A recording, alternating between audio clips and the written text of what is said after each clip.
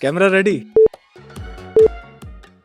बस 1 मिनट यार, बस एक छोटी सी ट्रांजैक्शन कर दूं फिर अरे शुरू कर यूपीआई ट्रांजैक्शन पे तो चार्जेस लगने लगा है ना। दूं। क्या? अरे नहीं भैया, गलत इन्फॉर्मेशन है। दरअसल इस समय करोड़ों भारतीयों के मन में यूपीआई चार्जेस और एमडीआर को लेकर काफी ज्यादा चर्चा शुरू हो गई है। और सवाल एक ही है कि क्या आने वाले दिनों में यूपीआई ट्रांजैक्शन करने पर अलग से चार्जेस लगने शुरू हो जाएंगे।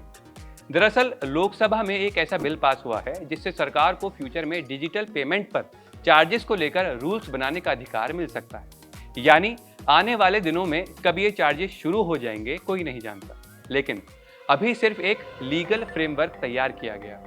कोई नया चार्ज तुरंत लागू होना लगभग इम्पॉसिबल है।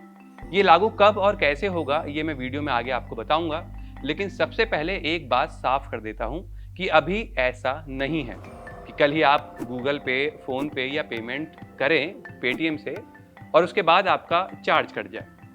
अब चार्जेस की बात करने से पहले आप सबसे पहले ये जान लीजिए कि आखिर एमडीआर क्या होता है। एमडीआर यानी मर्चेंट डिस्काउंट रेट। आसान भाषा में समझे तो जब कोई डिजिटल पेमेंट होता है तब उसे प्रोसेस करने के लिए बैंक, पेमेंट कंपनीज और टेक्नोलॉजी इंफ्रास्ट्रक्चर को खर्च करना पड़ता है। इस खर्च की भरपाई के लिए जो फीस लगती है उसे एमडीआर कहा जाता है।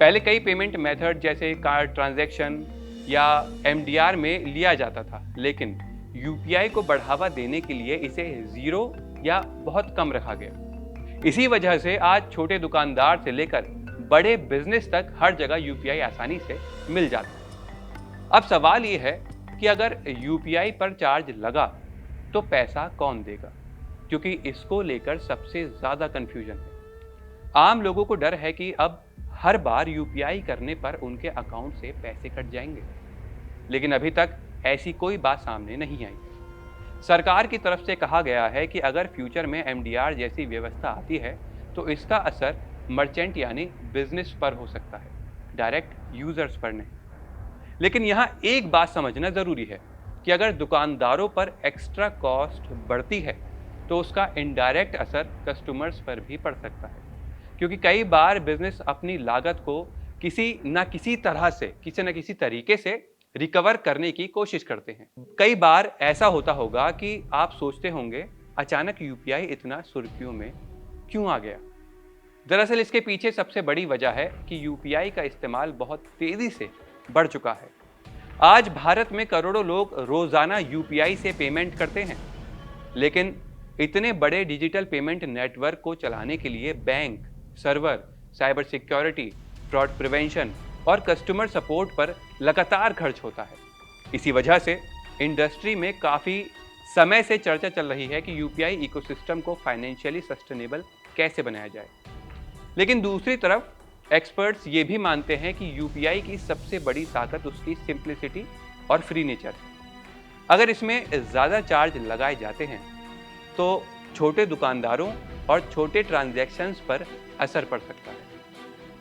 अब यूपीआई चार्जेस लागू होने पर किन लोगों पर सबसे ज़्यादा असर पड़ेगा वो बताता हूँ। सबसे पहले छोटे दुकानदार जो रोज़ाना हज़ारों छोटे मोटे पेमेंट्स करते हैं, लेते हैं। छोटे बिजनेसमैन जिनका प्रॉफिट मार्जिन कम होता है, और उसके बाद वो लोग जो छोटे छोटे ट्रांजैक्शन के लिए यूपीआई पर निर्भर होते हैं। साथ ही डिजिटल पेमेंट अडॉप्शन, जी हाँ, डिजिटल पेमेंट अडॉप्शन पर भी असर पड़ सकता है। भारत में यूपीआई की सफलता की सबसे बड़ी वजह यही रही है कि कोई भी व्यक्ति चाहे गांव में हो या शहर में आसानी से पेमेंट कर सकता है। अब एक और ज़रूरी बात समझिए, अभी तक कोई ऐसा ऑफिशियल फैसला नहीं आया है जिसमें कहा गया हो कि हर यूपीआई पेमेंट पर चार्ज लगेगा।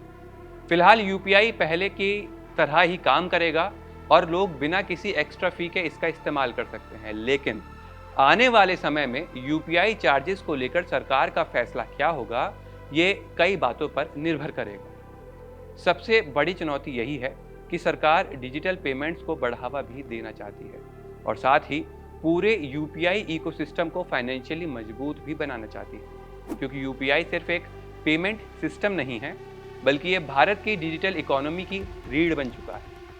छोटे दुकानदार, सब्जी वाले, टैक्सी ड्राइवर से लेकर बड़े बिजनेस तक लाखों लोग आज इसी पर निर्भर हैं।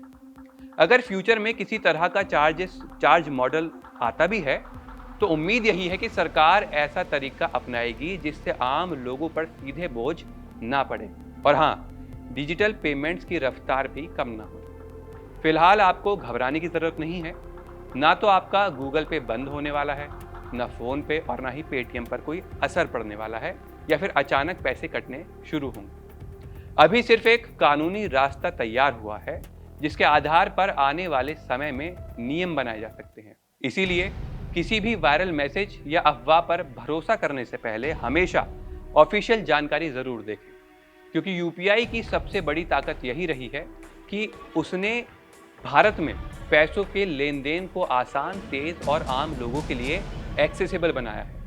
अब देखना होगा कि आने वाले समय में सरकार इस सुविधा और फाइनेंशियली सस्टेनेबिलिटी के बीच कितना बेहतर संतुलन बना पाती है। अब आपके दिमाग में एक सवाल जरूर आया होगा कि आखिर भारत में यूपीआई इतना वायरल क्यों हो रहा है।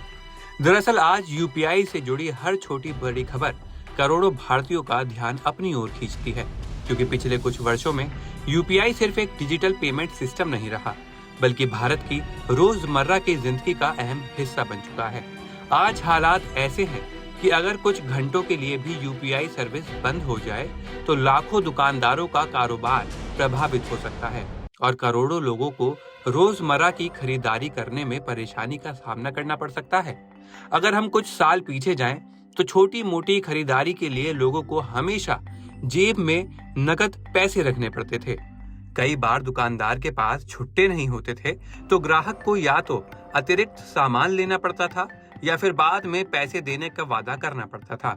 लेकिन यूपीआई ने इस पूरी व्यवस्था को बदल दिया। अब सिर्फ मोबाइल फोन निकालिए, क्यूआर कोड स्कैन कीजिए और कुछ ही सेकंड में पेमेंट पूरी हो जाती है। यही वजह है कि आज चाय की दुकान, पान की दुकान, सब्जी वाला, फल विक्रेता, दूध वाला, auto rickshaw, taxi, medical store, किराना दुकान, साथ ही बाकी दुकानों पर आसानी से यूपीआई के जरिए भुगतान स्वीकार किया जा सकता है। आज भारत में करोड़ों लोग अपनी रोजमर्रा की लगभग हर छोटी बड़ी पेमेंट यूपीआई के जरिए करते हैं। कई लोगों के लिए तो पूरा दिन बिना एक भी रुपए नकद रखे निकल जाता है। ऑफिस जाते समय कैब का किराया, रास्ते में चाय नाश्ता, दोपहर का खाना, किराने का सामान, बिजली का bill, mobile recharge, online shopping, school fees और यहाँ तक कि मंदिर में दान तक यूपीआई से किया जा रहा है।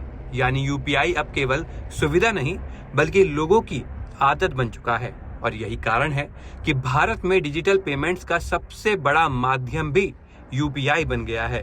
हर महीने अरबों ट्रांजैक्शन इसी प्लेटफॉर्म के जरिए किए जाते हैं और उनकी कुल वैल्यू लाखों करोड़ रुपए तक पहुंच चुकी है। गूगल पे, फोन पे, पेटीएम, BHIM और कई बैंकिंग एप्स के जरिए लोग कुछ ही सेकंड में देश के किसी भी कोने में पैसे भेज सकते हैं। इसने न सिर्फ आम लोगों का समय बचाया है बल्कि छोटे व्यापारियों और कारोबारियों के लिए भी भुगतान लेना पहले से कहीं ज्यादा आसान बना दिया है। यूपीआई की सबसे बड़ी ताकत इसकी सादगी है। न बैंक अकाउंट नंबर याद रखने की जरूरत, न IFSC कोड डालने की झंझट और न ही लंबा इंतजार। सिर्फ क्यूआर कोड, मोबाइल नंबर या यूपीआई आईडी के जरिए तुरंत पैसा ट्रांसफर हो जाता है। यही वजह है कि छोटे दुकानदार जिनके पास पहले डिजिटल पेमेंट स्वीकार करने की सुविधा नहीं थी, वे भी अब आसानी से डिजिटल कारोबार कर पा रहे हैं। इससे कैश रखने का जोखिम कम हुआ है, हिसाब किताब आसान हुआ है और ग्राहकों को भी तेज और सुरक्षित भुगतान का विकल्प मिला है। आज भारत का यूपीआई मॉडल पूरी दुनिया के लिए एक उदाहरण बन चुका है। कई देश भारत के इस डिजिटल पेमेंट सिस्टम को अपनाने या उससे जुड़ने की दिशा में काम कर रहे हैं। ये सिर्फ एक तकनीक नहीं बल्कि भारत की डिजिटल अर्थव्यवस्था की मजबूत नींव बन चुका है। यही वजह है कि यूपीआई से जुड़े किसी भी संभावित बदलाव, चाहे वो MDR हो या किसी नए चार्ज का मॉडल, उस पर पूरे देश की नजर रहती है, क्योंकि इसका असर सिर्फ बैंकों या पेमेंट कंपनियों पर नहीं बल्कि करोड़ों आम नागरिकों, लाखों छोटे व्यापारियों और पूरे डिजिटल इकोसिस्टम पर पड़ सकता है।